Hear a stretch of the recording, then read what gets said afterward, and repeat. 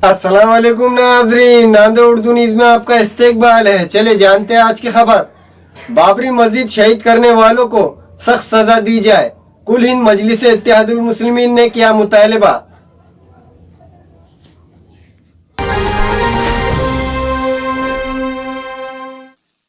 कुल हिंद मजलिस इत्तेहादुल मुस्लिमीन के मराठवाड़ा सदर फिरोज लाला की क़यादत में एक वफद ने नांदेड़ के RDC से मुलाकात की और सदर जमहूरिया हिंद के नाम एक याददाश्त पेश की। याददाश्त में सदर जमहूरिया हिंद से मुतालबा किया गया कि बाबरी मस्जिद को शहीद करने वालों को सख्त से सख्त सज़ा दी जाए। याददाश्त में कहा गया कि फ़िरका परस्तों ने बाबरी मस्जिद शहीद की। मस्जिद की शहादत से मुसलमानों के मजहबी जज्बात को ठेस पहुंची। मुल्क में बड़े पैमाने पर फसादात रहनुमा हुए, जिसमें मुसलमानों को जानी माली नुकसान उठाना पड़ा। याददाश्त में कहा गया कि सुप्रीम कोर्ट ने बाबरी मस्जिद की शहादत को गैर कानूनी करार दिया। याददाश्त में यह भी कहा गया कि एक मरतबा जिस मुकाम पर मस्जिद तामीर हो जाए वो ता क़यामत तक मस्जिद ही रहती। मजलिसी वफद में मिर्ज़ा अमजद बेग व दिगर शामिल थे।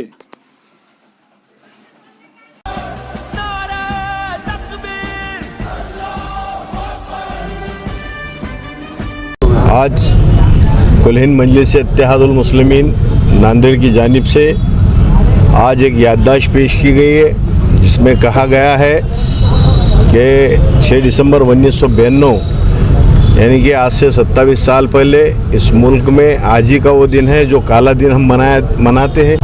और आज हम लोगों की एक मांग थी कि बाबरी मस्जिद एविडेंस के आधार पे उसका फ़ैसला होना चाहिए। कुछ दिन पहले एक फ़ैसला आया, उसके ताल्लुक़ से मुस्लिम पर्सनल लॉ बोर्ड ने एक रिव्यू पिटीशन दाखिल की है।